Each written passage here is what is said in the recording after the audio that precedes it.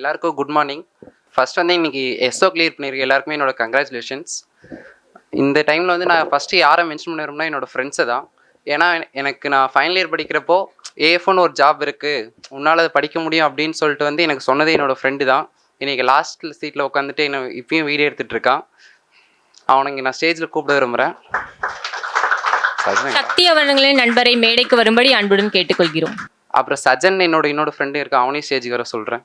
திரு சஜன் அவர்களின் மேடைக்கு வரும்படி அன்புடன் கேட்டுக்கொள்கிறோம். ஏன் இப்போ நான் இவங்களை வர சொல்கிறேன்னா, இவங்க தான் வந்து நான் காலேஜில் ஃபைனல் இயர் படிக்கிறப்போ நீ வந்து ஏஎஃப்ஓக்கு வந்து படிக்க முடியும், நீ வந்து படித்தா கண்டிப்பாக கிளியர் பண்ணும் அப்படின்னு வந்து எனக்கு கைட் பண்ணதே இவங்க தான். ஸ்டார்டிங்கில் வந்து எனக்கு எப்படி படிக்கணும் என்ன படிக்கணும் எதுவுமே தெரியாது. அப்போவும் வந்து இந்த மெட்டீரியல் படிக்கலாம், இப்படி படிக்கணும் அப்படின்னு சொன்னது எல்லாமே இவங்க தான். இன்னொரு ஃப்ரெண்டு இருக்கான் விஜய்ன்னு சொல்லிட்டு, அவனால் இன்றைக்கி வர முடியல.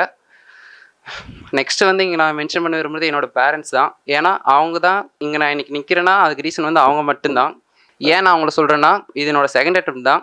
ஃபஸ்ட் அட்டெம்ப்டில் வந்து 2 மார்க்கில் கிளியர் ஆகலை. ஃபஸ்ட்டு வந்து ப்ரிலிம்ஸும் கிளியரு, மெயின்ஸும் கிளியரு, இன்டர்வியூ போயாச்சு. எங்களோட பேரண்ட்ஸ்க்கு வந்து இந்த எக்ஸாம் பற்றி எதுவும் தெரியாது. அவங்களுக்கு என்னென்னா, பையன் எக்ஸாம் பாஸ் பண்ணிட்டான், கண்டிப்பாக வந்து வேலைக்கு போயிடுவான், இன்டர்வியூ சும்மா ஃபார்மாலிட்டி தான் அப்படின்னு நினச்சிட்டு இருந்தாங்க. ரிசல்ட் வந்து என்னை விட அவங்க தான் ரொம்ப எக்ஸ்பெக்ட் பண்ணிருந்தாங்க. ஏப்ரல் 1 போன வருஷம் பார்த்தா ரிசல்ட் வந்து கிளியர் ஆகலை. ஃபஸ்ட் வந்து நான் எங்கள் அம்மா கிட்ட தான் சொன்னேன், அம்மா இந்த மாதிரி கிளியர் ஆகலாமா அப்படின்றேன். அவங்க வந்து நம்பவே இல்லை, நல்லா திரும்ப செக் பண்ணி பாடுறா அப்படின்னாங்க. இல்லைம்மா நான் செக் பண்ணிட்டேன், கிளியர் ஆகலாமான்னு சொன்னேன். அவங்களோட கண் அப்படியே கலங்கிட்டாங்க. அப்புறம் எங்கள் அப்பா அவங்க வந்து அதை வெளியே காமிச்சிக்கல. பட் ஆனால் அன்றைக்கே முடிவு பண்ணிட்டேன், திரும்ப அடுத்த வருஷம் இதே நாள் வந்து அவங்களோட ஃபேஸில் வந்து நான் ஸ்மைலை மட்டும்தான் பார்க்கணும் அப்படின்னு சொல்லிட்டு தான் திரும்ப வந்து ப்ரிப்ரேஷன் ஆரம்பித்தேன். திரும்ப வந்து ஃபஸ்ட் அட்டெம்ப்ட் போயிட்டு வந்து திரும்ப ஜூன் மாதம் இங்கே தூத்துக்குடி வந்தேன். மார்னிங் வந்து 3 மணிக்கு எழுவேன், திரும்ப நைட்டு வந்து 11 மணிக்கு தான் தூங்குவேன். ஒரு நாளைக்கு வந்து மினிமம் ஒரு 15 to 16 ஹவர்ஸ் வந்து படிப்பேன். அந்த படிக்கிறதுக்குள்ளே ஃபுல்லாக என்னோடய மைண்ட்லேருந்து எங்கள் அப்பா அம்மா மட்டும்தான்.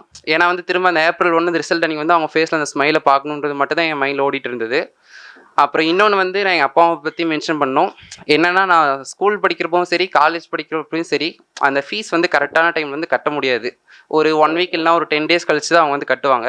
அப்போ வந்து எங்கள் அம்மா என்ன சொல்லுவாங்கன்னா, எங்கள் அப்பா கிட்ட சொல்லுவாங்க, இந்த மாதிரி எல்லாரும் முன்னாடி நம்ம பையன் வந்து வெளியே போய் நிற்பானா. ஸ்கூலில் வந்து என்ன பண்ணுவாங்கன்னா, பிரின்ஸிபல் ரூம் வெளியே கீழே கூப்பிட்டு போயிடுவாங்க ஃபீஸ் கட்டலாம். பேரண்ட்ஸ் வந்து பர்மிஷன் வாங்கினா மட்டும்தான் கிளாஸ்க்கு அலோவ் பண்ணுவாங்க. காலேஜில் வந்து இதுக்கும் ஒரு படி மேலே பண்ணுவாங்க.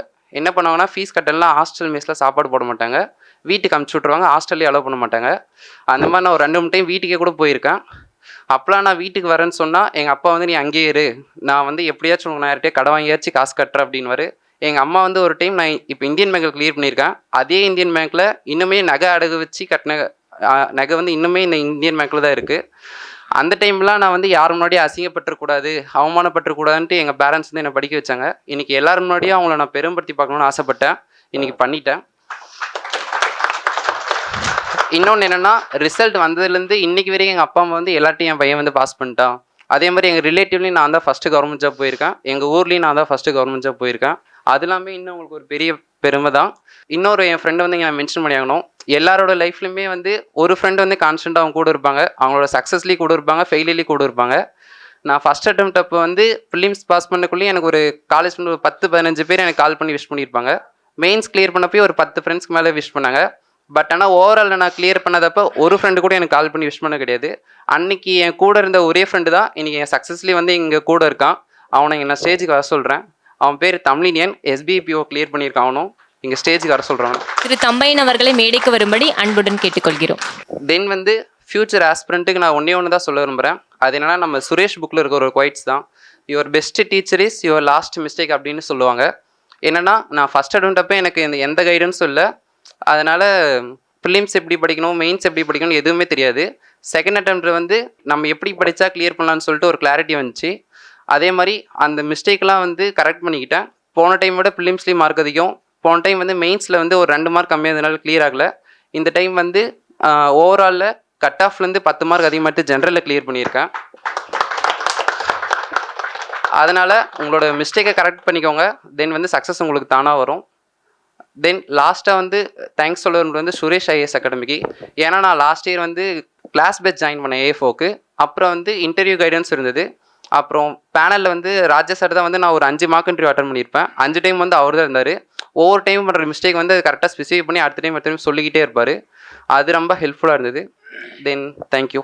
Thank you sir. எனக்கு அவ்வளோ பேச தெரியாதுங்க, இருந்தாலும் ஒரு பணிவான வேண்டுகோள். தருமபுரி டிஸ்ட்ரிக்ட்லேருந்து பேசுகிறேங்க. பேங்க்குக்கு போனால், ப்ரைவேட்டுக்கு போனால் ரொம்ப மரியாதை கொடுத்து வாங்க சார்னுவாங்க. அதே கவர்மெண்ட்டு போனோம், வேலைக்கு போனோம், இது எழுத போனோம்னா போயிட்டு அங்கே எழுதுங்க, இங்கே எழுதுனுவாங்க. இத்தனை நல்ல உள்ளவங்களும் நீங்கள் படித்து வேலைக்கு போயிடுங்க. வர பேரண்ட்ஸுங்களை அவங்களுக்கு மரியாதை கொடுத்து எழுதி கொடுத்து ஏதோ சொல்லி அரவணைங்க. தாய் தப்புன்னு அரவணை மாதிரி பேங்க் ஊரில் வரவங்களும் அரவணைங்க. என்னுடைய வேண்டுகோள் அதுதான்.